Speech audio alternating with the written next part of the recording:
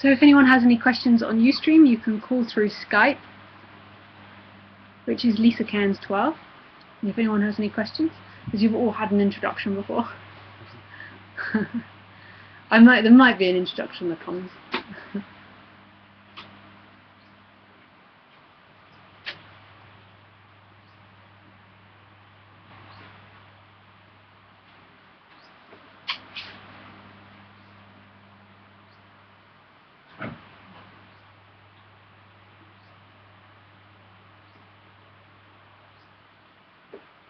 Okay, here we go. So all there ever is this. What is? And then there's imagination of past and future. It's not that there's definitely past and future, there's an imagination of past and future arising in this. What happens, what I call suffering, is when who you think you are is found in past and future, rather than what actually is. So there's this aliveness, this right here, and then in this there's an apparent dream, which is kind of imagined and an energetical dream, like it feels like there's a center there, of somebody that exists in time and space. But right here, right now, there is no you and me, there's just pure experiencing or pure aliveness that's happening and not happening at the same time. But the assumption always is that who you are is the description of a character in time and space that's arising now, rather than what actually is. So this talk is just a reminder of what's actually happening, that this is what is. This is always what is. This beingness. And right here, right now, who you are is simply an imagination. It's simply a removal from what's actually happening, and an idea that comes with an energy of feeling like you are located somewhere, like you're in the body. And what actually is forgotten. This aliveness that doesn't come from the character, doesn't come from the body. The aliveness always is. The body and the character arise in aliveness.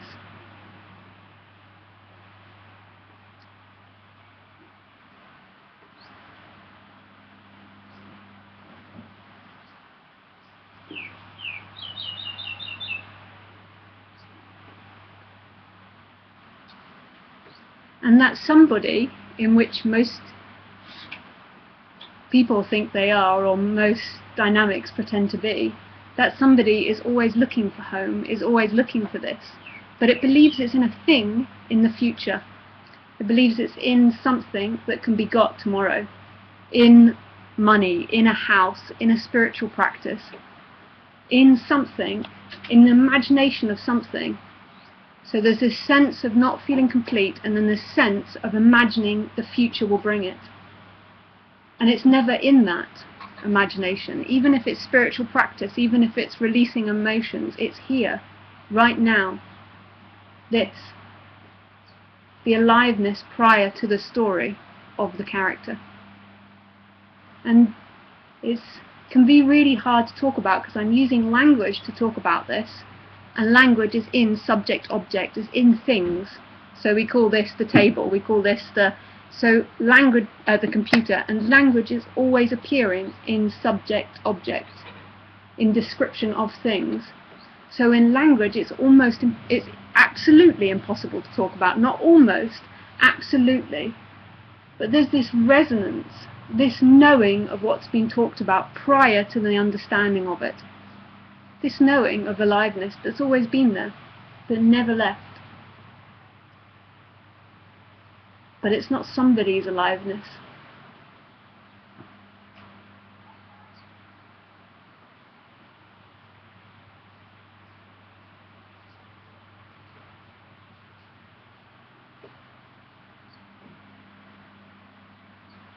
The dynamic always is to imagine somebody getting it. It always wants to be somebody getting it, somebody getting it. Because then it feels safe and secure and knowable, but actually that very dynamic is the insecurity, is the discomfort. But it presents itself as feeling safe. Okay, you haven't got it now, but tomorrow you'll get it. In the next thing you'll get it. But it's that dynamic that gives the sense of incompletion. That dynamic of longing that gives the sense there's something wrong with this. It's kind of crazy. It's the perfect game in a way, because it will never be found in things, but yet it's always here.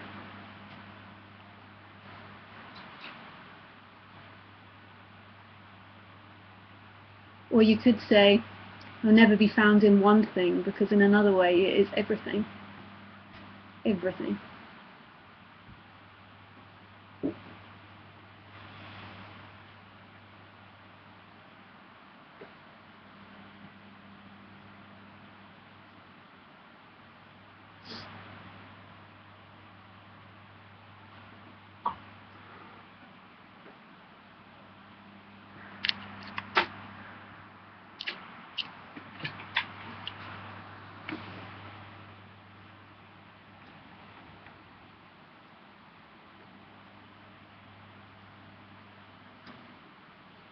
So the question is, it's quite difficult to handle the intensity of aliveness at times, which reinforce fear.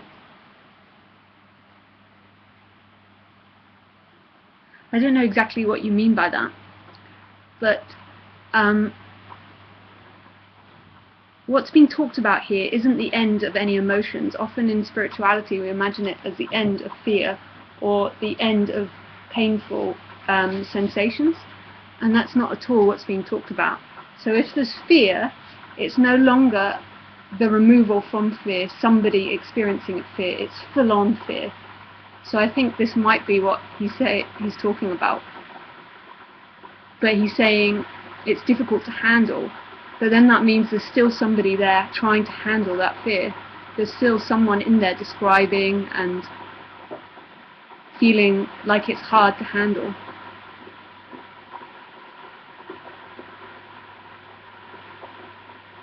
So whatever's experienced, it's full-on experiencing, it's no way removed experiencing.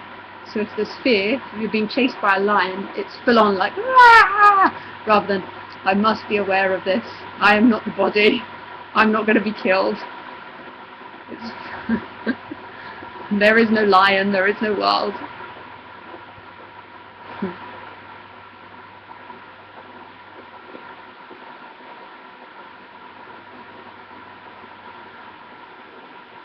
We imagine it at the end of fear or the end of painful sensations. Hello, sweetie.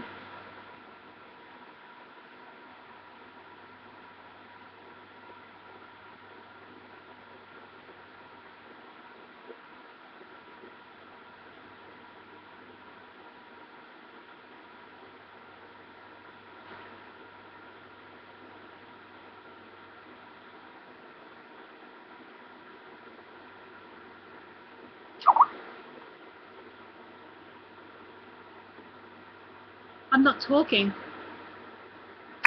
There's no sound. Can you hear now? Yes, there is. Okay. So you can hear. Laurent says hello all.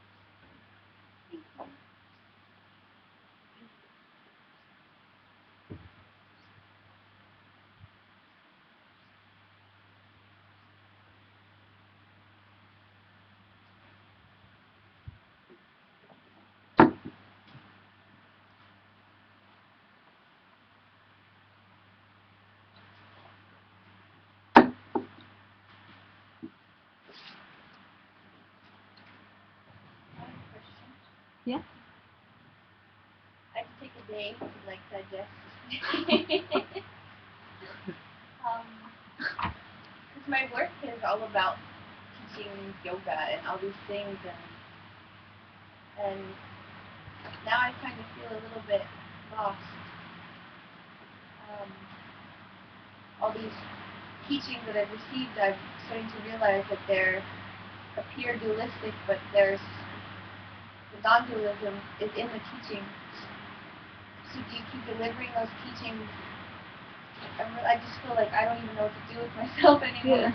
Yeah. And this is so cute because what's coming up is this sense that this discomfort with this idea, or this idea that you were delivering the teachings in the first place, or that you had anything to do with life happening. So as a teacher, the interpretation is I'm the one teaching. But who is this I? There's just teaching happening. There's just yoga moves happening. So when you're driving your bike, like the bike's quite a good example. It's no longer, sometimes there might be the removal of you driving it, but most of the time it's pure driving, and there's a pothole, and it's not like I've got to miss the pothole, it's just missed. And that's exactly the same as how it's always happening. It's just in there sometimes this removal and this idea that you are doing it. It's certainly not you. This is the sweetness of this message. Certainly the belief is it's you, because that seems to make some form of sense. It's you. So then the question comes back to who are you? There's this pure essence of aliveness that's always been there, prior to this idea of who you were. So when you were a young child, prior to the idea of being a yoga teacher, or the idea, there wasn't even the knowing of choice then. There was just action happening. And then this description came of it's you choosing, but the description most of the time is after the event. So it always comes back to who are you. There is this aliveness, and out of that aliveness pops the idea, I am choosing to do my yoga practice. But where did that thought come from? Where did that urge come from? Is there a you behind that thought or the urge?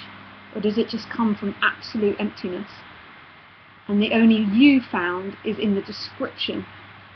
So I am going to choose to do yoga practice. I am going to choose to teach. And so and in that there's an energy that comes with it. So it feels like it's you doing it. But where does that urge come from? And this is the most profound question, because it then begins to see that the whole world comes from the same place. And it's not personal. The assumption is you're choosing that thought in some way, or that thought is yours. But who is the you in which it comes from?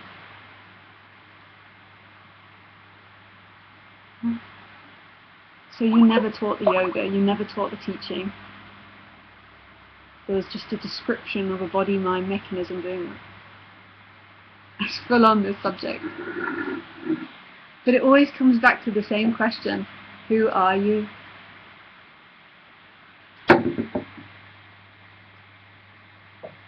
Are you the description?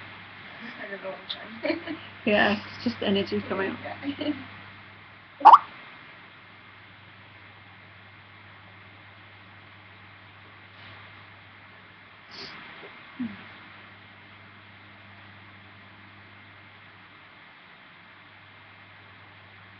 This is the absolute loss of everything, including the idea of you.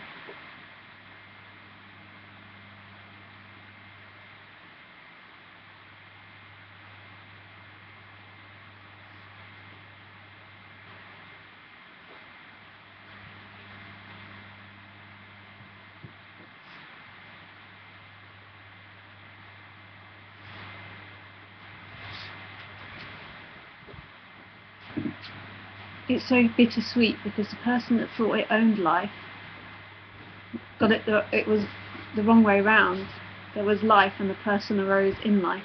It's not that the person owned life. And it's so sweet. It's absolute freedom. But it's just kind of bitter for that one that thought it owned everything.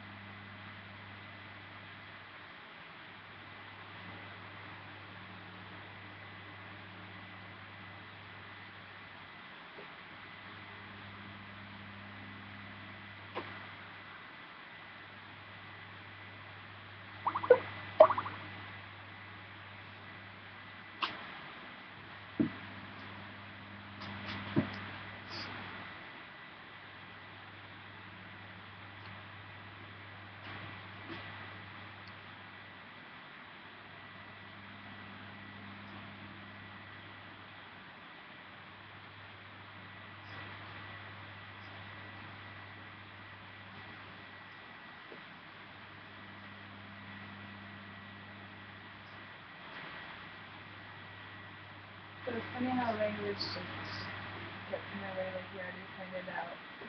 Sorry? Language. Yeah. How it's just so inadequate to even formulate a question about it. But, so, would you say that when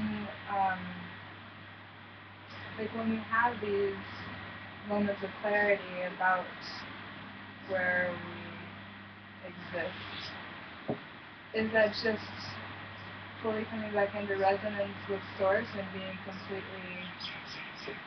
What do you mean by clarity? Clarity? Exactly. Like these moments where we can talk about this and realize that this isn't, I'm not this right now. That I am part of just life in general, and specifically right now. But like, I don't know, is that those moments, is that like what enables us to get? And that's exactly the point, because what happens is the dynamic of the one that thinks it understands dissolves, which is kind of crazy, because in some way here it seems like we're understanding, but it's the opposite to that. What happens is it gets cracked, or the dynamic gets cracked, and there's an absolute knowing of what's being talked about prior to words. So it's not that I'm satisfying you intellectually, because actually what I say is quite full on and doesn't always make sense and is contradicting itself. It's that cracks are happening, and it doesn't just happen here, it happens all over the place. But it's nothing to do with the concepts. It's the me is crumbling, and all the me is ideas and belief systems. That's all the me is, and all those begin to shatter. And the most crazy point of this is, while there's the assumption that you are found in here, there's this energetic feeling of being here, but when that crumbles, it's absolute boundlessness. But this is known so very well. Like, it's like, you can't really explain, or it can't even be explained how this is known, but it's known. So what actually happens here isn't that anybody goes away with anything. Actually, it's a loss of something. So you think that you're coming here and I'm giving you something. Actually, you're coming here and things are being lost. Which is a beautiful thing about non-duality, because it can't be sold really. We can't really make much of an organization or a religion out of it or anything, because it's not like I'm here giving you a practice or here telling you these concepts are going to free you. It's in this something crumbles. And I don't know how it works, it's one big mystery. And in another way, you could even crumble that and just say all there is this, and there never even is the me dynamic. There never is even the bounding, because right here, right now, where is that boundedness? Where is that character? As everything drops, there's just this. And it's happening, and it's not happening.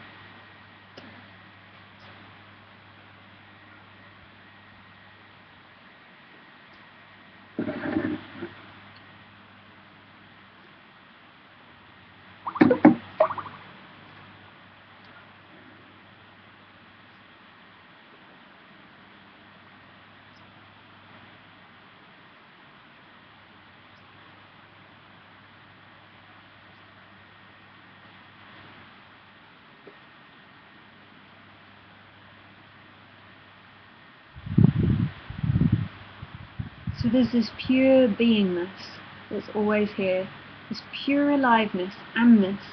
It's so innocent and free, and in that rises ideas, thoughts, emotions, sensations, colours, sounds, smells, and everything is that beingness, but no one thing is that beingness. The me is grabbing onto certain dynamics and saying that is me. I am emotions, I'm feelings, I'm this body. And that's the illusion. It's so simple. It's not complicated. If we were talking about balancing things the other day, I can't remember, it's not, that's nothing, I'm not talking about the same thing. I'm talking about something that's always here, right now.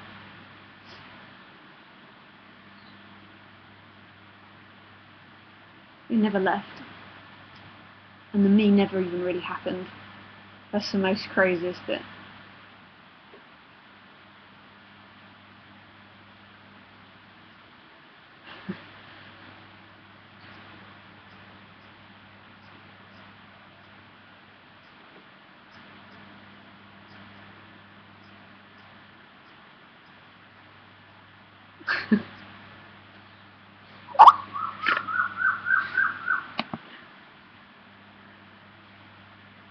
Is the me as real as the world? Me.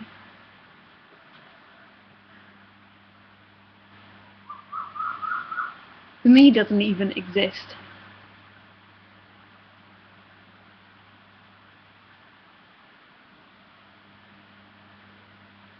It just seems to exist. If the me doesn't exist, then the world doesn't really exist either. It doesn't mean it's the same.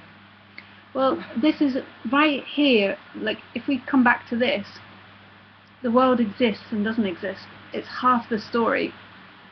The world, so right here, right now, the experience is there's everything, and then there's nothing happening too. So it's real and it's unreal. But the me is this kind of ethereal imagination that's not even here. This daydream that's really not happening.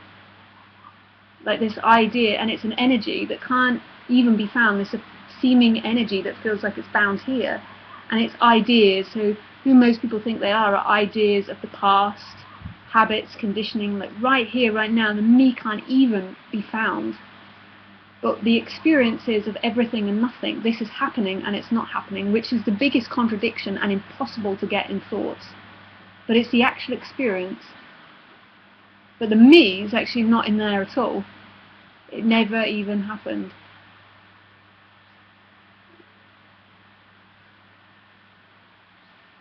And that's what liberation is seeing there was never anybody separate. There was never somebody there. There was just expression happening and not happening.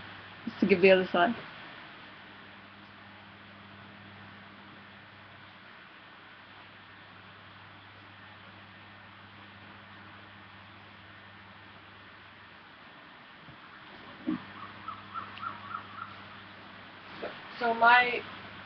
So the me here is doing things right now inside. It's saying things like, oh, I want to tell Lisa that story when I was young and I had that enlightenment experience and I want to tell her about it. There's that. And there's, I want to tell Lisa about the conversation I had with Mel in 7-Eleven when we were joking about people awakening in their 20s now. There's that. And then there's, oh, what if you're laughing and she's going to awaken for me? There's that. So there's things coming up in here, and making it faking the me, like making it seem like there's really a me that's really concerned about everything. Yeah. And it really feels real, but the actual experience is right here, right now. Is the sounds happening, the smells happening. There's or happening and not happening, if we like better. There's sights happening. And there's this aliveness in which it all is and is happening in. And it's not happening too, just to tell the other side of the story. And but this me thing can't even be grasped. Like in this instant, where is it? Where's what? The me. Here. Right now. Nowhere, I guess. Still trying to show its face, it's sneaky. And there's like a feeling maybe of an energy of some sort. But even in that, we go into time and space and talking again and thinking again. And then when that all drops, there's just this. And it's absolute intimacy. It's so it's so intimate that it seems scary to the one that thinks it's separate.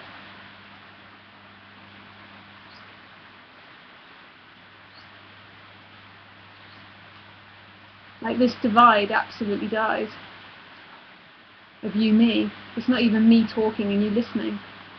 That's all interpretation land. That all comes after. Right here, right now. These sounds are the same thing as hearing. This speaking is the same thing as hearing. This body is the same thing as looking, as seeing. So it's not your seeing or your hearing and hearing Lisa, that's interpretation. There's hearing and the sounds and they're one and the same thing. The same with the rain. It's not you hearing the rain. The hearing and the rain are the same thing. It's so cute. It's beyond a love affair.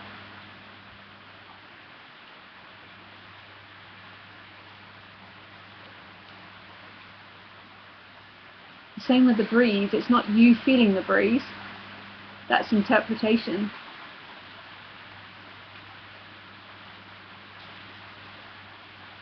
And every interpretation comes with an energy of you and there feeling it. And as that dissolves, it's all oneness expressing and not expressing. So it's happening and not happening.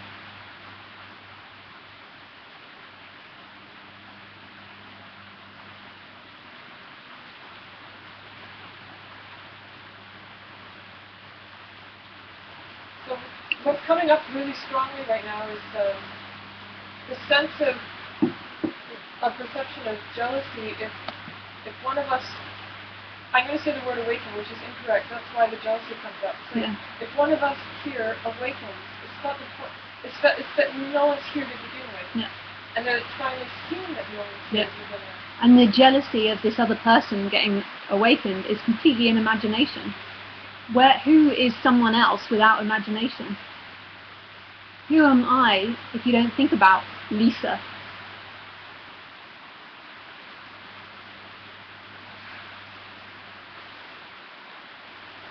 Who am I if there aren't thoughts?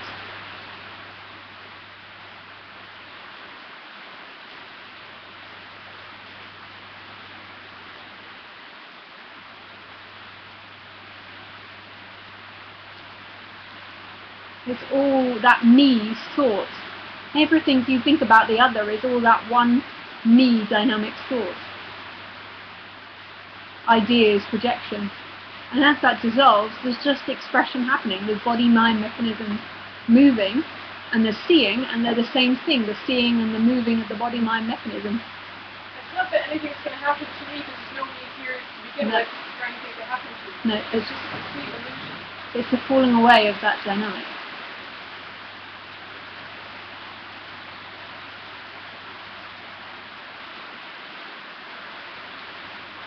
It never even started.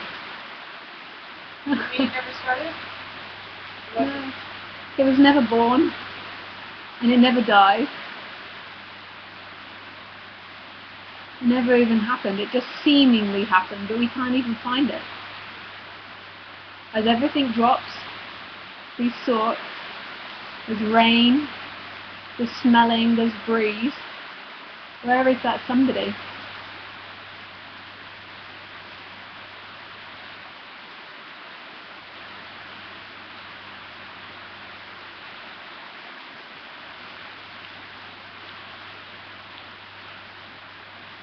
Mm.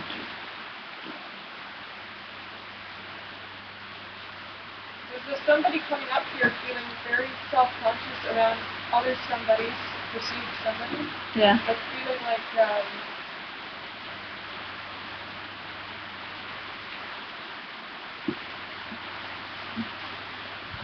really hard to get over this one. It feels like this conversation is all about me right now.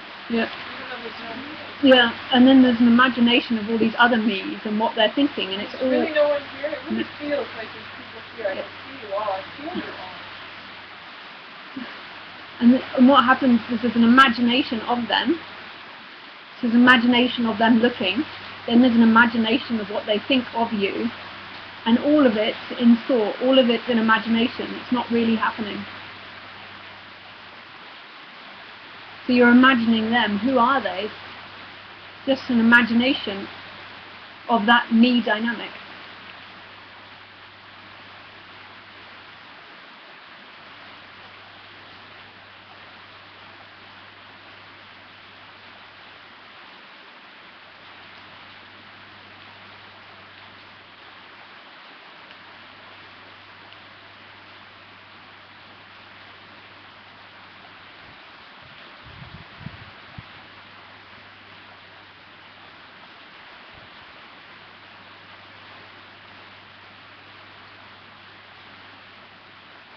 So it's just that me projected out into apparent other body-mind mechanisms. So it imagines itself in there, and then it imagines other people in there, but it's all in that imagination. It's got nothing to do with the other body-mind mechanisms at all. That's very difficult to make that leap. So it's all a relationship. So the me is just having a relationship with itself.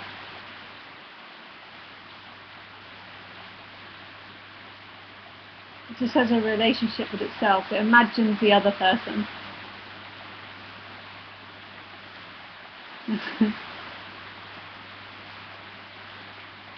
And that's the way it's always been.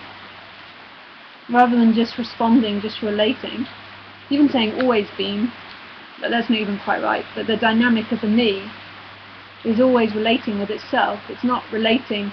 Relating is just for pure spontaneous reaction happening, and then there's this interpretation of somebody's,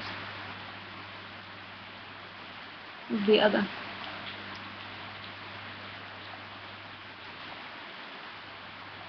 So who is Lisa?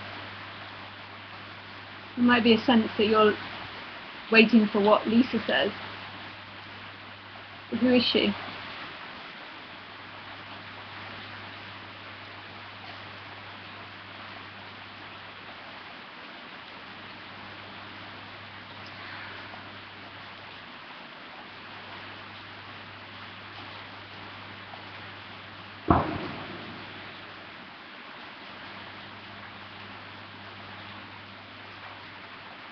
Who's trying to make this leap right now? Sorry?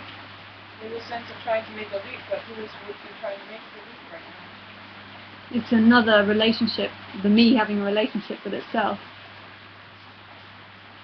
It's imagining itself on one side, wanting to get to another side. It's all in ethereal, not really happening land, the waking dream. This is what is.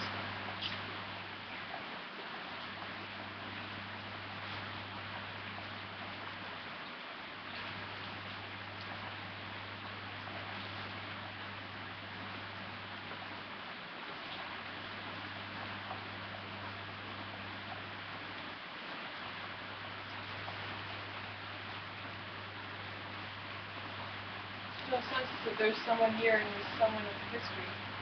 Someone who feels shy or self-conscious. But there's this aliveness in which that comes out of, which is happening and not happening. It's pure beingness. It's always there.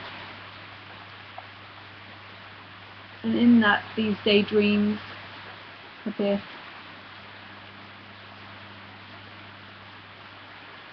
This pure essence of aliveness.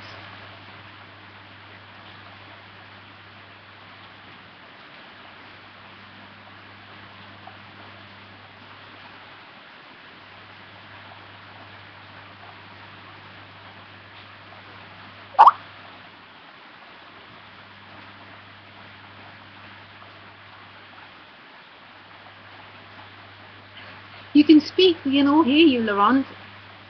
He says, I like wakefulness.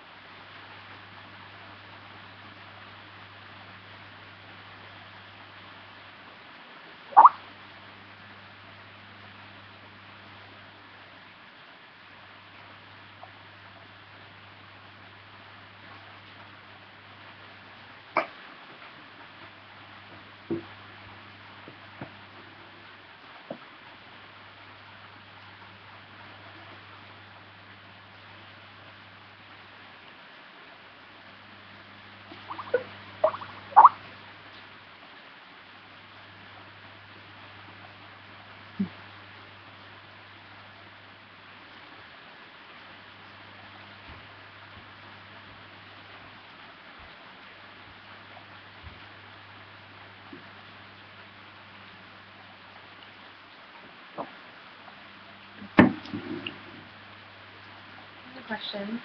Yeah.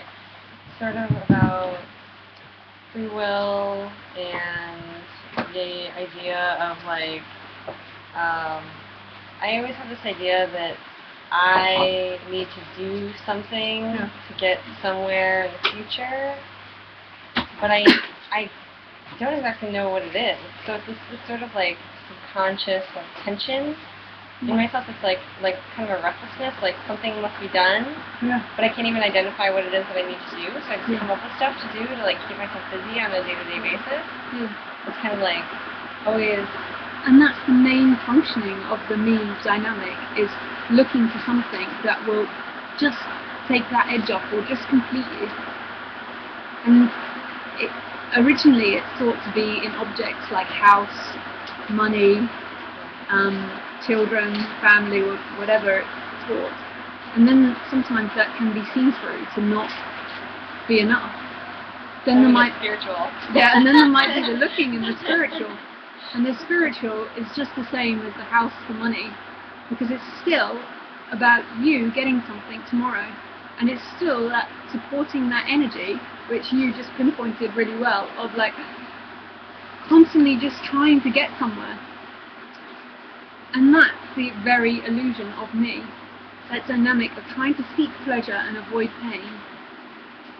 I am somebody that's got to get somewhere.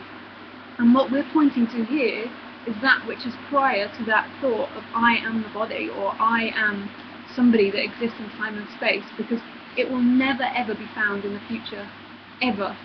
So even my thoughts, my emotions, just whatever's coming up in my experience is not really me anyway. So is there anything that like I need to do about these thoughts, that I must do something, or do I just like, okay, those thoughts are coming up in what is now, what is the experience? And is there like the question is practice to like, the practice in some way will bring relief to the me dynamics. It's like, okay, I have a practice, and then that's going to make tomorrow better.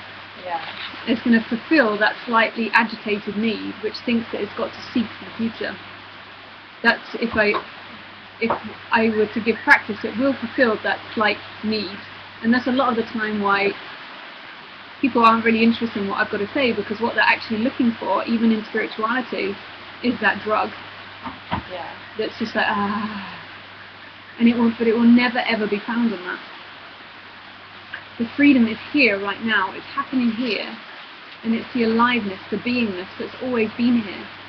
Prior to this me that came about at maybe like 2, 3, 4 years of age, and started believing that it was incomplete and needed to get something from school, from friends, because it wasn't there in childhood. I don't know if you, like young childhood, it sort of started maybe around 5, 6, 7, and then it got more and more and more and stronger and stronger and stronger. I've got to work at school and do well, I've got to please my teachers, I've got to please my parents, or I've got to not please my parents, I've got to get a boyfriend, I've got to be sexy, I've got to girlfriend, whatever it is.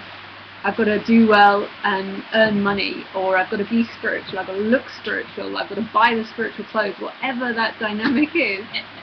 It gets more and more and more, apparently, through time. But what's looked for is never in getting.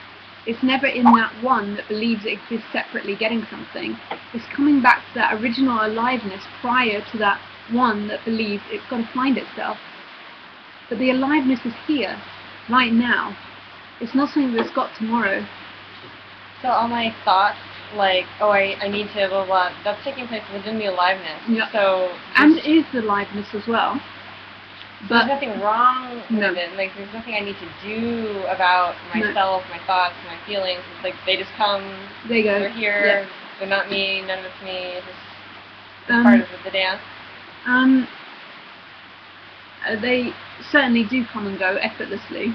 Like the idea that you can control them is just another idea. They certainly pop up and disappear effortlessly without any effort. But they come from this pure aliveness, and they dissolve back into this pure aliveness. And that is what's looked for. They come out and they say, what I'm looking for is in tomorrow. But what is looked for is where they came from. And is what they are. So right here, right now, with this beingness,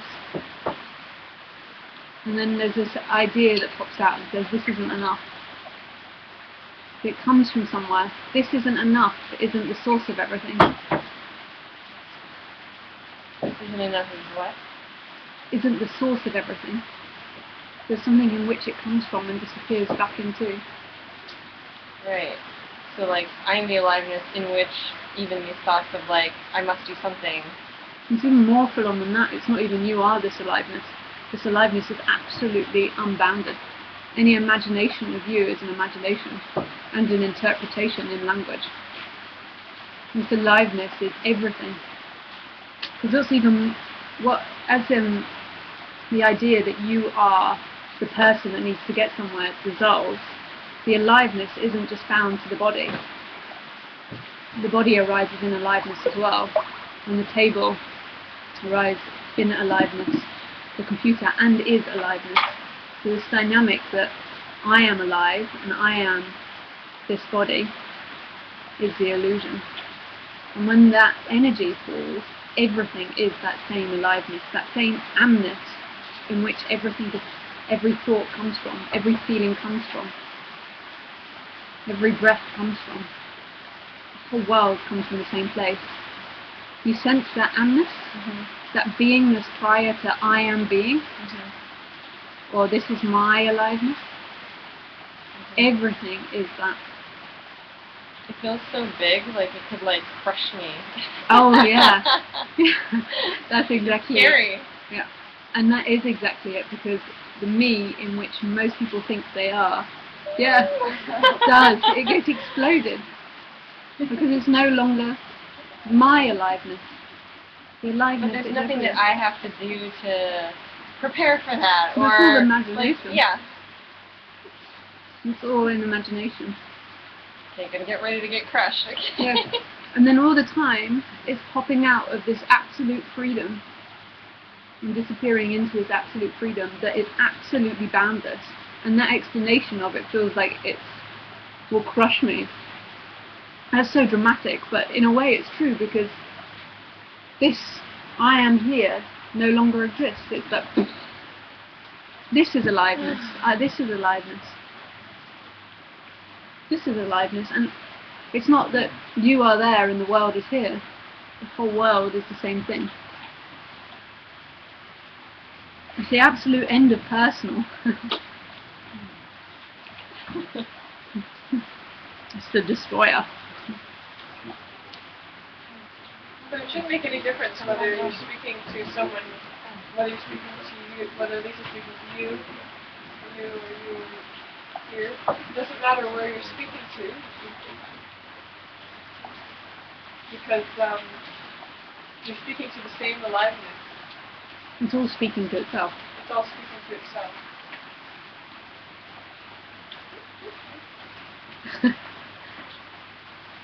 And it's not bound in there. That amness, in which everything appears and disappears back into, isn't limited there. It's everything. And it's the same thing that we all share. We seem to. It's not we all share it.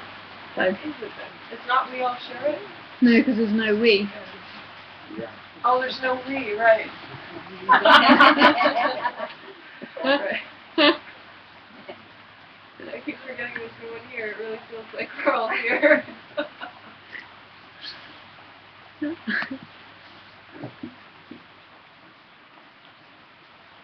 Well, the internet seems to be going strong with the rain. God, these cookies are good.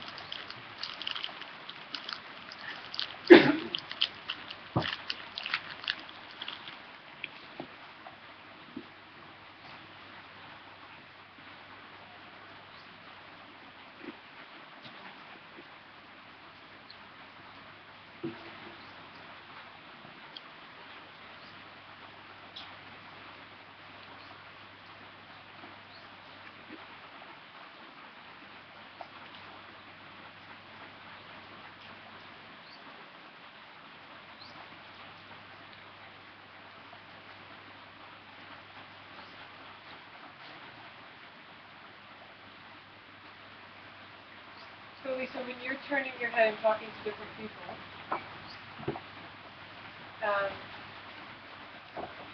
and from this perspective, it looks like you're talking to different people.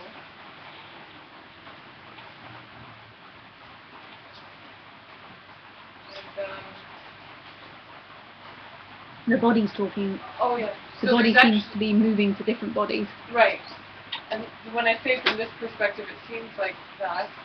There's actually, in reality, no perspective here. This perspective is an illusion. I don't know what you mean by that. What I mean is, when I see you speaking to different people, or also now when you're speaking to me, this perspective observes that. It observes the talking happening to different people in the room, including myself. Yeah. It seems to be that the world is watched through an apparent body-mind mechanism. So this perspective that watches that. But aliveness isn't found in there. Aliveness is everywhere. So most of the time the perspective is I am alive and I am watching. Aliveness, beingness is everything. Okay.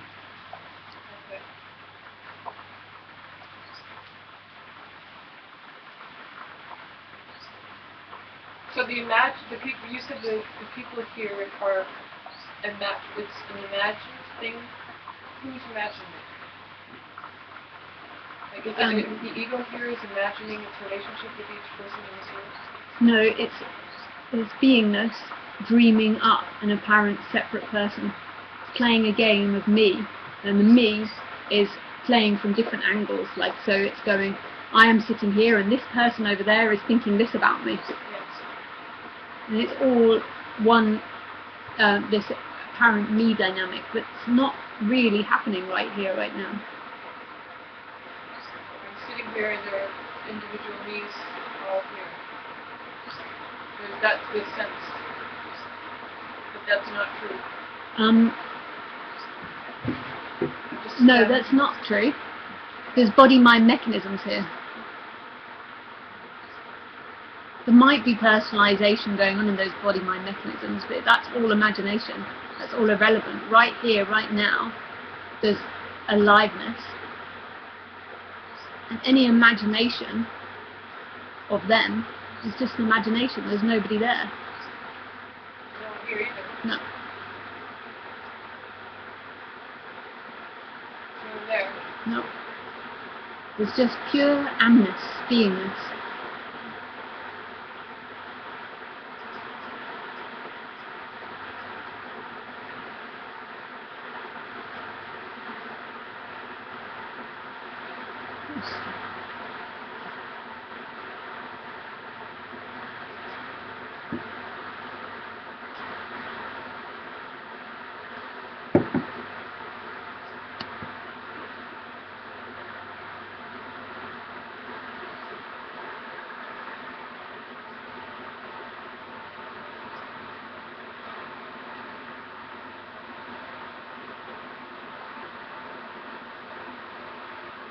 So separateness can only see other separateness. And when there's no longer separateness, there's no longer separateness. So there's no longer anything that goes along with separateness, such as the anxiety of being separate or feeling self-conscious. There's no self-consciousness. If you say anxiety can still arise, but what do you say? I'm just talking shit. It's all irrelevant, really.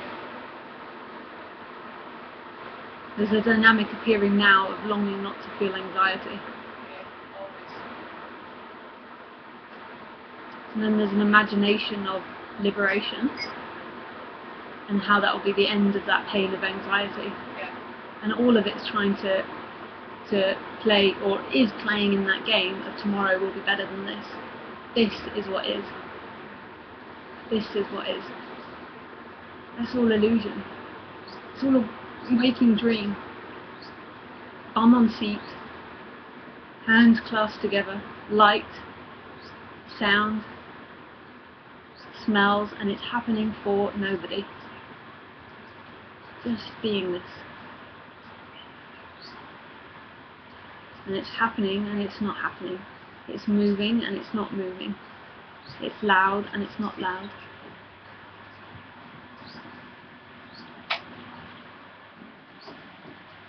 That's all the me can do, is imagine future and try and get away from past. It only lives in time. Time and the me are the same thing. But there's never time. Right here, right now, where is time?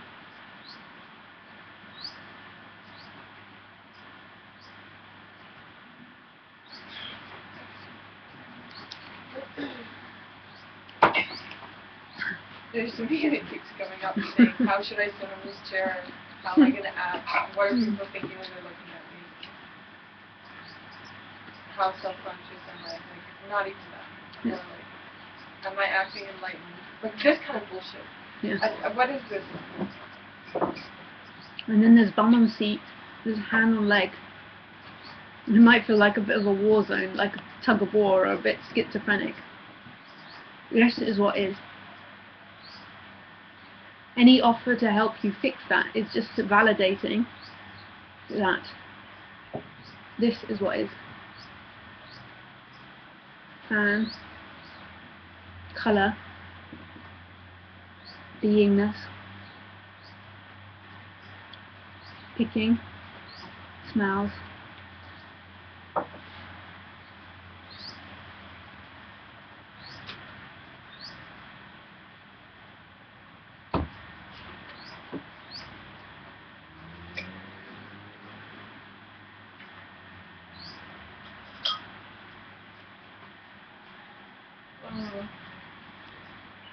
Discomfort, groan. How could there be no one here, Lisa? Come on. Could it be said that everyone that my mind body perceives as being here is essentially an extension of an imagined me? An imagined extension of an imaginary me. Yeah. And when that dissolves, there's just beingness everywhere. So rather than projecting out the me, it's just the beingness is everywhere. So no longer is projecting out, because the me is so amazing. It even does it on inanimate objects. It doesn't just do it on moving objects. It does it on dogs, dogs are moving objects as well, but it also does it on its clothes or car, or projecting me's onto it. And as that dissolves, there's the beingness everywhere. There's not that there's the me everywhere, like the me is just looking at itself everywhere and in relationship with itself. The beingness, the aliveness, the amness is everywhere. There isn't a story. Everybody is doing the same thing. I'm an imagined projection of every single body. Yeah. Mind body. And what drama it creates. It just creates a lot of drama. Because there's an imagination. There's firstly an imagination of you, then there's an imagination of you in a relationship with someone, with them, then there's an imagination of them, and an imagination of them you in a relationship with them. Did I say that right? But it's like all these imaginations, and it's living in this conceptual reality the whole time, even though it doesn't feel conceptual, because it feels very energetical. No, this is who I am, this is who you are. And it's an expression like of energy more than thoughts. Like it's like, this is who I am. Where and how does absolute beingness become appropriated into a me? I don't understand what the word appropriated means. Taken. It seemingly happens, although this is all imagination and conceptual too, but it seemingly happens at about 1 or 2 years old, and then it seemingly grows and gets bigger. Into it because everybody else around it is already in that process, in that state. Yeah. And it just grows and grows and grows. And the main dynamic of a me is, firstly, you are the body. So as a baby, it's like there's just beingness. And you can see in a baby, it doesn't have a sense that it's a hand, and you begin to see it suddenly going, yeah, and looking, and then it's so cute.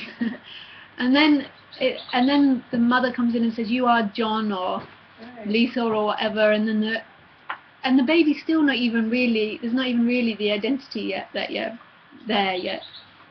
But eventually, and it seems like it happens over time, association becomes with a name.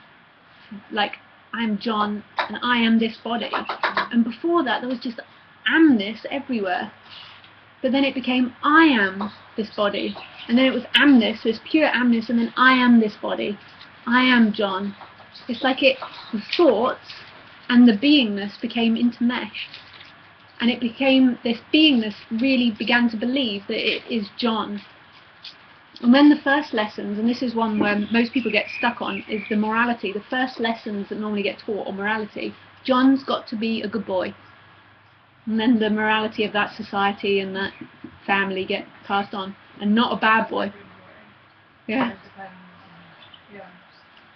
And so then this whole idea of choice begins to grow. And then as a child, it wasn't like I am playing and I've got to play nicely. There was just playing happening. But then it grew and grew and grew. I am playing and I've got to play nicely. I've got to do a successful game. I've got to be liked. It became so freaking complicated. I've got to be pretty. I've got to be wearing matching clothes. I've got to not wear silly clothes. I've got to not look silly. I've got to not tread on toilet paper and walk around with it on my shoe. It became such a complicated game. But in that complication, lots of dramas were created. There were lots of like falling in love and yeah, this is the one, they complete me, this is it. And then getting dumped by that and like, or losing that and then finding the next one and loads of dramas and then feeling like a great success or feeling like a good person or saving something or doing the spiritual game. And they're not wrong, any of them. They're all God as well, but it's all conceptual. It's never really happening. It's all this waking dream. What's actually happening is bum on chair, taste of whatever that is, drink tea, I'm not sure what they, some tea. Oh, it's black tea? Yeah. Herbal tea. Detox tea. Detox tea. There's wind on skin. That's what's actually happening, but that becomes irrelevant. That becomes the second. The imagined you in imagined relationships with people is the first, and then this is like the second reality, but this is what is. And what's really crazy, when this whole dynamic of seeking of the me energy dissolves, this is happening and not happening.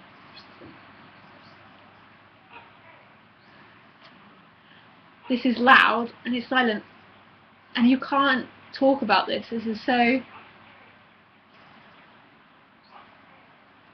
impossible to put into words. Like even saying it's loud and not loud, it's loud and silent isn't quite it. This is real and unreal. But this isn't caged. The cage only comes in the character.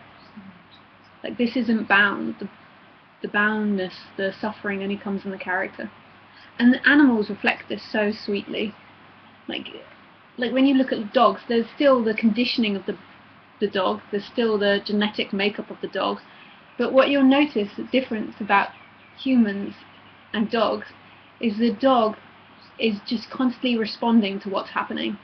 There's an innocence there. So if you shout at a dog and then like you're like naughty boy and then you go good boy, they're like like they're constantly, and then they're sleeping, you're like ball, and they're like ah. There's just responding to what is, even though there's conditioning. So if you pick up a stick, especially in Thailand, or a broom, they're like ugh.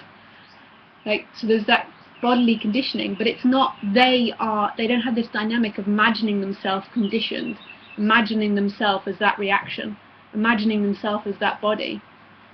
There's just response, and it's just appearing and disappearing. For the human, there's somebody picking up a stick and then 10 years later still feeling traumatized by that and still retelling the story and playing out that story again and again and again. That doesn't happen in animals, because they haven't got an imagination that that is them, and there's no energy that feels like they are that body.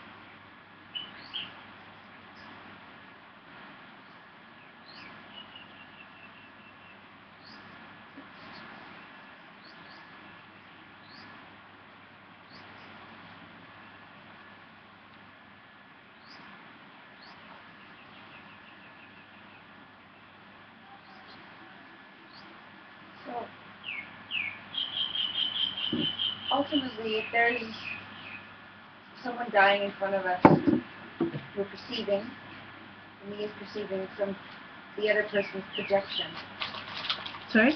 If there's, say there's someone dying in front of us of starvation, we're perceiving that this is happening. Yeah. And there's a cookie in the mind-body hand. The universe, consciousness, is the one who put that cookie in his hand so he lives, and I don't have to worry about it because there is no me. Yes. Even it happens or it doesn't happen. Though. Yeah. And it's not him dying, it's aliveness changing forms. Mm-hmm. It's not him dying. The him is an imagination. It's aliveness changing costume. That sounds so. But it's changing into another form. And it's not your act. This is why, like. Well, I was not saying there's no I that has to worry about anything. No. The I is worry, really. Yeah. Worry that it's going to lose or not get its or happiness. Or be perceived as stealing or taking or, I mean, all these things, yeah? Yeah. Not being giving or generous or Yeah. It's all this conceptual reality which was irrelevant as an innocent child. The innocent child didn't need that in order for life to happen. The dog doesn't need that in order for life to happen. But the human gets so complicated and so self-centered, it believes that it's the center of all action. It's creating action. It's creating life. It has the choice to stop people starving or not starving. It's what a weight. What a horrendous weight. But it doesn't mean that the body-mind mechanism won't still give the cookie or give the food. That's not what we're debating. It's the one that thinks that it's doing it. Humans are actually social animals. They're not like solar animals, like tigers. And tigers are solar animals, yeah.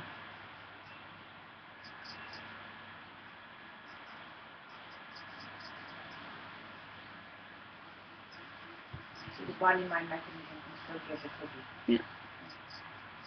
It's a human organism that we perceive as this is always here. Or not always, but it exists, but it's what we imagine this to represent. That is here and here. The cute part of the body-mind mechanism is, even though I say it's perceiving for an apparent body-mind mechanism, right here, right now, that body mechanism isn't there. This body-mind mechanism, just talking from that viewpoint, this body-mind mechanism is there. There's sensing happening, but it's an interpretation that it's happening to a body. There's this teacher called the Headless Way. I've forgotten his name. Douglas Harding. Yeah. And he describes this quite well, because your heads right now, your eyes, your ears that are listening, is all happening very quickly in imagination. And most of the time, it's happening so quickly, we're imagining what the body looks like. So there's seeing happening, and then we're imagining what the body looks like. But right here, right now, there's no body. There's hands, maybe. There's legs, maybe. But the rest of it's imagination. It doesn't exist here. I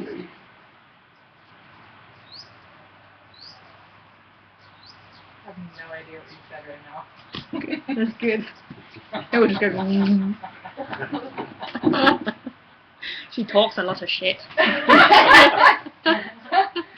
That's it. When it all just goes.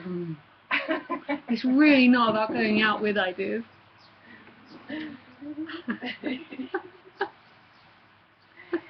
hear the words that are coming out of your mouth, but I don't know what to do with them. But you know, the same's here. I don't know what the hell's being said either. It's just that it's like blah, blah, blah, blah, blah, blah. And then afterwards it's like, and then the other body goes blah blah blah blah blah blah. Like, I really don't. It's so cute the way life's happening. And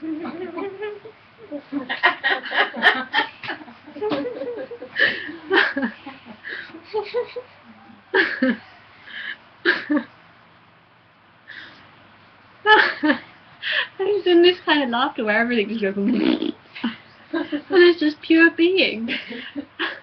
This innocent childlike wonder. It's not in the getting of something, although that's what it sounds like we're setting up here, is that you get an intellectual concept. There's this crumbling.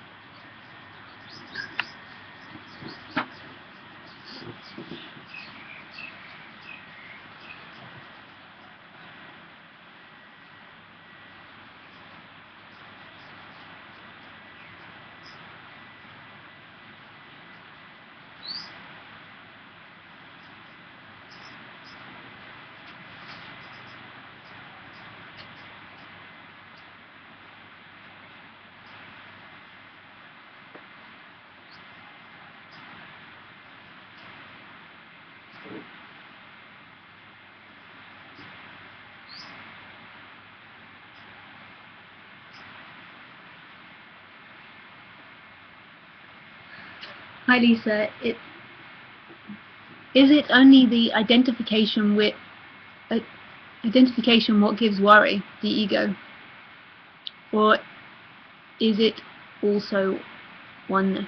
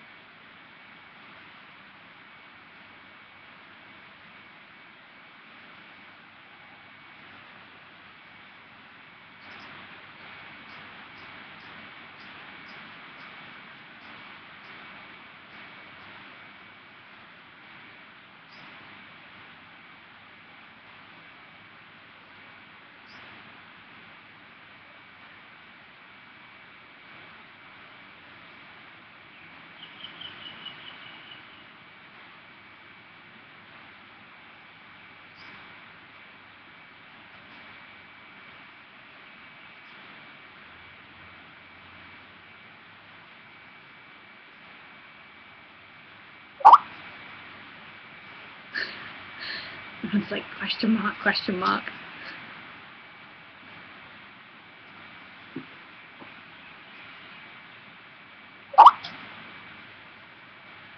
What was the question? Is it only the identification what gives worry, the ego, or is it also oneness? Everything's oneness. Everything.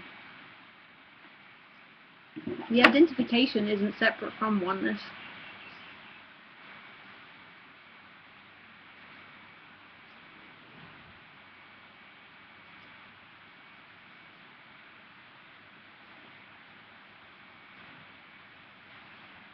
Suffering is when there is a dynamic that I am alive and this is my life and I am this body.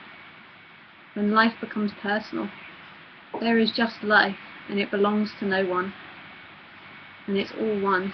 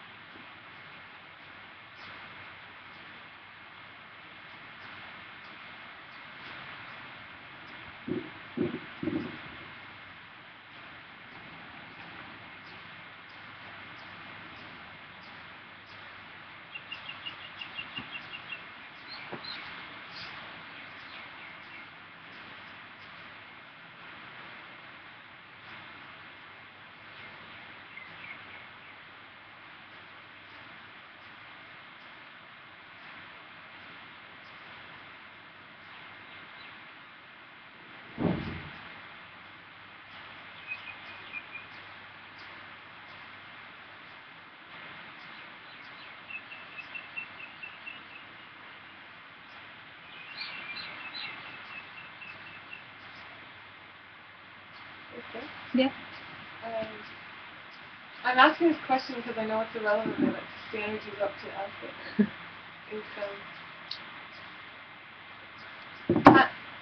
Has that body-mind ever missed the angst of being identified with energy here and all the suffering around it? Is it missed?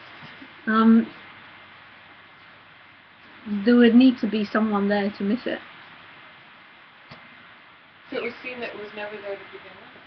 Like, don't you wish you could just be me for a minute? Just know what it feels like. I know, that's irrelevant, right? Somehow it's totally irrelevant, or what? Yeah. Okay. I've been asked that before, actually. That, do you miss the me? But who? Like, there's still an assumption that there's somebody there. Who? All there is what is. And in that, action and everything happens. Like now, that just happened. Yeah. And then the mind's like, I'm moving forward. And it imagines itself moving forward, and it gives the appearance of somebody.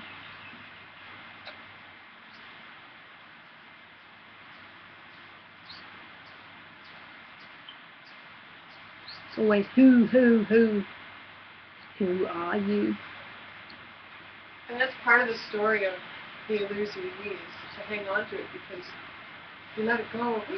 You let go of so many dramatic, beautiful, horrifying things. I think the main fear of the me is the loss of the hope that in the future it will be found. That's the main fear. Even bigger, most probably, than the fear of losing mother, lover, all the other objects. It's that fear of the hope that the object or the thing will be found. Oh, the game of hide and seek is over? The game of hide and seek. It's absolute, the me, and that, I mean, that is what the me is. It's hoping, hoping, hoping. And the next object will be it.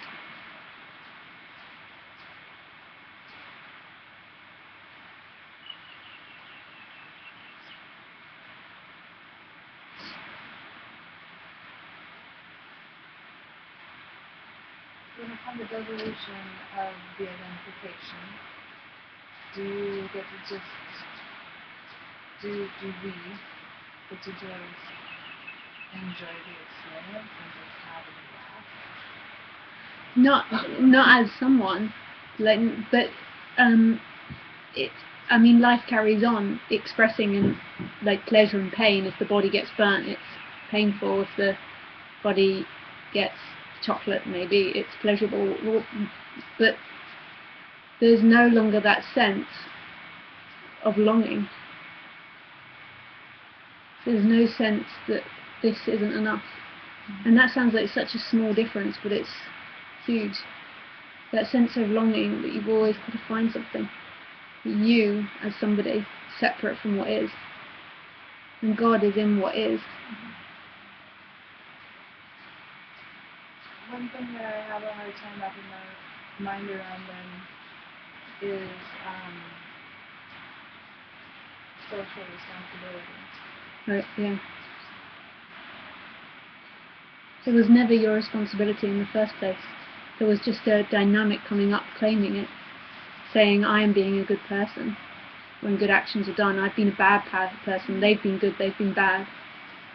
But there was never anyone there doing it in the first place. Because the mind or the me dynamic's always telling the story that if I wasn't in control, everyone, and if they weren't in control, everyone would be a right arsehole. But that's not the case. The arsehole, nor the wars, normally come because of that dynamic of someone longing for something, and that dynamic of I believe this and I am right.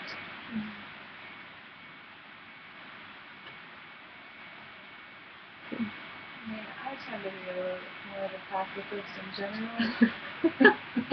It's just like, okay, sure, I'm just gonna keep it, you're like, but then there's been, like, I'm just gonna give you an example because Stefan and I have been talking about this lately. In Portland, Oregon, where I live, there's a debate about, like, fluoridation in the water. And it's, like, the me is really stirred up and really agitated that this is happening and it's being forced on. What is it? Fluoridation, hydrochloric acid being added to the water. To clean it. Fluoride is not good in teeth. Yeah, under the guise of health, that it's good for tooth health. But in reality, it's a very caustic substance that eats away at your insides slowly. Not cement. Yeah, and they put this in the water. Yeah. So, I mean, there's things like this that come up that, like... But I'm not suggesting in any way that there won't be an urge to sign a petition or go on a... But who is the one that thinks that it signs the petition or that it's the one in protest? It's not that action doesn't happen, it's the one that thinks that it's doing it. Okay. Who is that? So it's still a valid, if you will, to engage in this debate and everything that happened is everything that happens is valid. Realizing that it's not really me that's involved in it. It's not. There's no me involved. Yeah, and also that that even the acid, I forgot what you called it, is God as well. It's God as well. Everything is. But it doesn't mean that actions to stop that don't happen in the flow of things. It means it's the falling away of personal, that anything is separate. All of this is oneness. There is no you or me that's separate from the flow or from life. So say the bill gets passed and they continue for their career. There has to be this kind of, okay, well That's what happens. that's gonna happen. Yeah. The suffering comes when it's like they are wrong, I am wrong. Who are they and you? It doesn't mean that, like at the moment, I am trying to get someone to take on this dog that's living me in Chalaklan. But it's not me, it's just the urges and the impulses are arising for that to happen. That I'm not found in that. There's just urges and impulses happening that aren't separate from everything else in life. It's all one thing. So it kind of takes out the drama of they're a bad person, they're the good people. I was actually just feeling that. Yeah. So it takes out war. Like war is only found in the me. But for me, it's like a fundamental part of that dynamic, good and bad. Like there's some people that are good, there's some people that are bad, and it's their choice.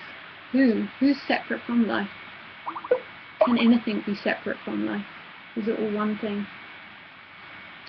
So it always comes back to who are you? Where do these thoughts and ideas come from? Are you creating them, or do they just appear? Is there a you there creating them? Or do they appear out of aliveness, this pure beingness, where everything else appears from? So if I perceive that we're all one, is that urge, if I perceive that the people putting the fluoride in the water are just the same part of beingness, or just beingness that is all one,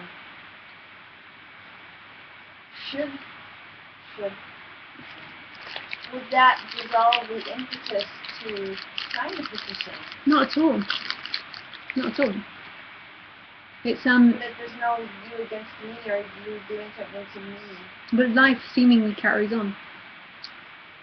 It doesn't mean eating will stop, or going to Thailand will stop, or signing petitions will stop, or being vegetarian will stop. It was never yours in the first place. There was never a you there doing it. So it's the aliveness working through the mind-body mechanism's hand to pick up the pen and sign the paper. Yeah, that's how it's always been working. Always. It's just there's been a disconnection from the aliveness because there's been this middleman interpreting, saying, I am signing the paper. So it's coming back to seeing everything as God, and it's the way it is. It's not that you need to see it, it's the end of the you.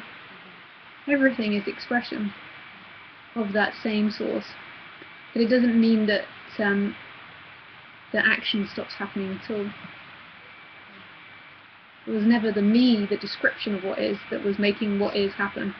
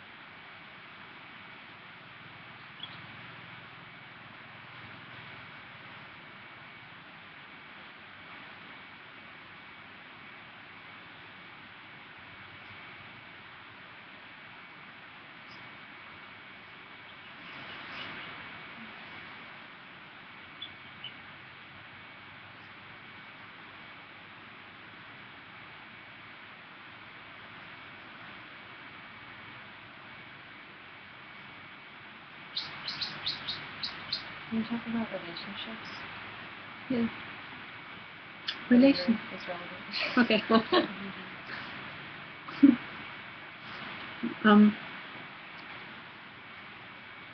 Relationships are, all that's ever happening is relating. Just somebody says something and there's a response, and do you want to go down to the shops and there's two body-mind mechanisms going down to the shop, or there's two body-mind mechanisms making love, or there's two body-mind mechanisms that have been together for apparently 2 years. So, but then the mind comes in and then interprets that into relationships, something that it owns. This is my relationship with my mother, this is my relationship with my boyfriend. And it doesn't mean that boyfriend doesn't happen or mother doesn't happen. It's the one that thinks it's in relationship with another. Really, there's just relating, like right here, right now. There's just pure relating happening. And all there ever is right here, right now. All there ever is aliveness. I mean, right here, right now is even slight removal from thisness. And there's relating happening. It doesn't mean that two body-mind mechanisms don't get married or something. Like two birds don't need the description of relationships in order to make a nest and have little birds. It happens. But it's this interpretation and this feeling like I am a body-mind mechanism and I'm in relationship with this other body-mind mechanism and we are choosing to be together. That's description. There's relating happening always. And then everything else is in imagination land. So like say a desire arises to be with a particular person. Yes. So that's a desire that's arising within my reality. Within this. Yeah. And I can create a whole fantasy idea about that person and what that future reality might look like, but that's all fantasy within this. Yeah. So I feel like I've not known how to relate to my desire for connection because I have been looking at it like, oh, that's just what my ego wants, and I should deny it that thing that it wants, or... And this is all like the spiritual ego or the spiritual me coming into play, and they're having conversations. So instead of like the hedonistic conversations of like, oh yeah, let's go and get some drugs, and the other one's like, oh yeah, but let's wait till 10 o'clock to do the drugs, or let's go and get this conversation. It's now in spiritual conversation of like, and it's still a me imagining a me. It's like, it's, you shouldn't want this, it's not good for the future, spiritually this isn't good. Right. And then the other one's like, yeah, I know, but that if I just, just go watch my reactions, then it'll be okay. And it's all in this conversation, it's all in this committee meeting. And that doesn't exist right here, right now. There's impulse, and there's either acting out or not. It's not even your impulse. It's way more mysterious than that. So like even my desire for someone is arising from nowhere in this experience that's happening. Yeah. And so whether I choose to act on it or not is sort of like, it's not really up to me, because I'm either going to act on it or I'm not. Yeah. And there's not even a you that does or doesn't, it's just acting on it or not. It just all happens effortlessly. So, but it seems like we're making choices about because of this committee meeting. Because of the committee. Yeah, that's what gives the appearance of someone. This committee meeting of some like. Oh, what should I do? Yeah. Oh, well, if that, then this could happen. Then it's all like. And then it seems like that one is controlling in some way. It's having a discussion about control. It's quite funny because sometimes, but the committee meeting ignores this. Sometimes the committee meeting's like, yeah, we're not going to do anything. We're going to have abstinence from all men. And then he comes to us, you're like, hello. So it's like, but the committee meeting ignores that and it's like, yes, I'm definitely in control. Or afterwards, it's like, God damn it, you idiot. Who's it talking to? It's all this illusion. It's so cute, and it can be very exciting, this game. It can create great pleasures and great highs, but it also can create great pain and great suffering, because but like the idea that you are someone and you have a relationship, and your happiness is in this relationship, or they're completing in some way, and then that ends. That's what life is always doing. It's continuously changing. But it can be great relief, because in the moment of getting something, it can be like, woohoo, yeah, I got it, I did it. It's like there's nothing inherently wrong with relating, because it happens. There's impulses for it. There's desires. There's natural desires. Born out of life, and it's the claiming of it. It's the this and is like mine. The future, projecting about what it is or what it means, or that's there's somebody that's in that dynamic. So this is happening to me, and in the future we're still going to be together and we're going to have children. Like who is this you that you're imagining that's going to be there in the future? Like habits, ideas, or things that are continuously changing, but the thing that's always there, or what's always there, is aliveness, this pure beingness. But these habits, these ideas, like who is the one that's imagined to be there in the future? Who's that imagination? We can't even know. We don't even know who we're imagining. We're imagining kind of this feeling, this energy, this habit, this way of being. But what's always been is this aliveness, and this aliveness is nothing and everything. It's not one thing, and that completely pops that imagination of you. Like, what do? You imagine nothing and everything, having a relationship in the future. Like, you could. Who is this one that's always imagining itself? This person. That's always the question. Who are you? Who do you imagine in relationships? And he's like, me! Who are you? It's the most profound question. And then right here, right now, all dissolves. But even without a me, relating still happens. Yeah. And there's still love, and there's still... Yeah. Getting married, having kids, having a dog, working, life still carries on. But it's for no one anymore. It's not this once removed imagination of who you are relating to the world. It's just happening. So the illusion that we're choosing it all is an illusion. It's just the resonance of life happening and directing itself. So you will end up with somebody because of the resonance. This is it. Life. Not even quite. It's kind of, because you can look at it two ways, the whole choice dynamic. You can look at it right here, right now. Choice is just an imagination. And as those imaginations dissolve, there's just pure beingness. But if you look in the story, so most people are constantly relating from this imagination of a story. If you look in the apparent flow of life, but right here, right now, there's no flow, there's just what is. There's no big bang and your parents making love and you getting born. That's all in La La Land. But if we do imagine that for a second, the flow, where is choice in the flow? Because in the flow, there's the assumption that everything is coming because of a previous action. So where does choice begin? At the Big Bang? At when your parents met? At when you tripped over and were traumatized by tripping over into a thorn bush? Or when you learned English or learned morality? Because in apparent flow, there's no choice either. But the mind's always looking over that bit. It's like, my choice begun when I woke up this morning. My choice begun when I met you. There's no choice. Yeah. Choice is just a description of action. But I'm saying that, like, there's one woman and two men here, and woman A chooses apparent mind-body mechanism B, instead of mind-body mechanism A. But all it was consciousness, pure beingness, that led this here. Yeah. That's it. Yeah.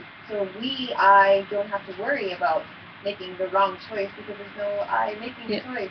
It's all in this conceptual reality. Yeah. It's just action happening. So free. It is, because it's not even it's always the right choice, it's always the choice that's gonna happen. It's gonna happen anyway, It's never, and then for the me spend so much time debating it as if it could change anything. Where is the separation? Like, choice implies separation. There's something separate from flow or what is.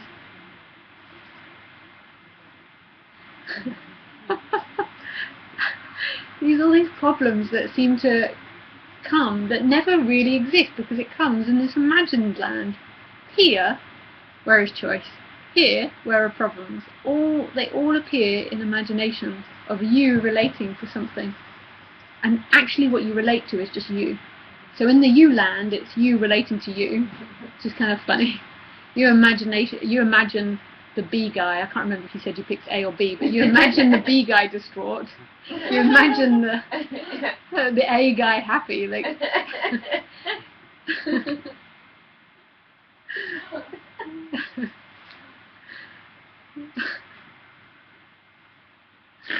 So it's always the me relating with itself, yes, until there's no longer a me. It always appears that the me is relating with itself. But ultimately, there's never that happening. It's just everything and nothing else. Look, right here, right now, there's thumb on seat, there's aliveness, there's stroking eye, but even stroking eye is an interpretation already. Yeah. There's stroking, or sensation. And the constant is the aliveness, not the character, not the body, not the thoughts, not the feelings, not the people. The constant is the beingness. It's not even constant. All there is beingness.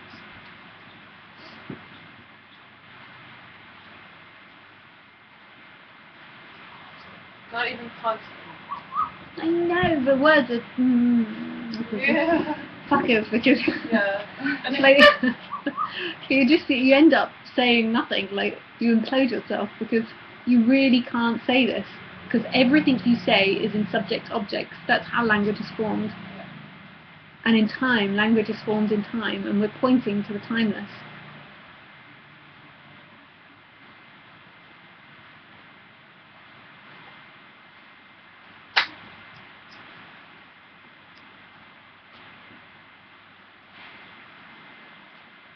That means there is no thinker.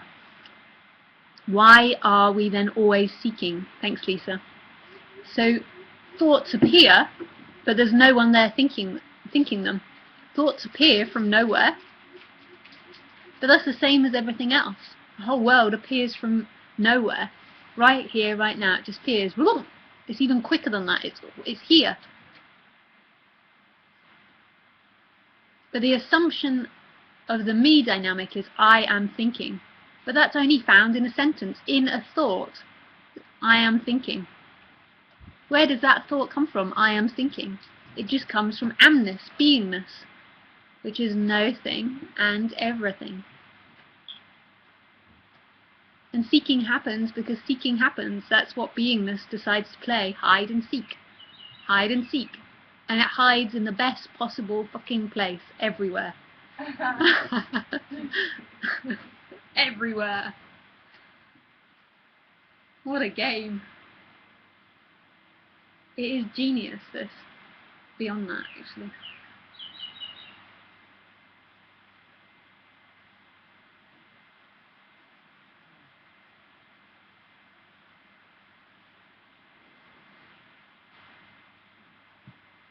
Wow, it's 1 o'clock again. Really quickly.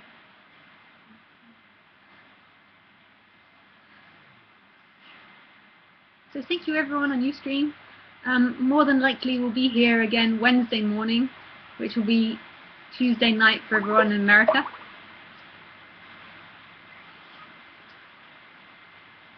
As long as there's internet. So thank you. Bye.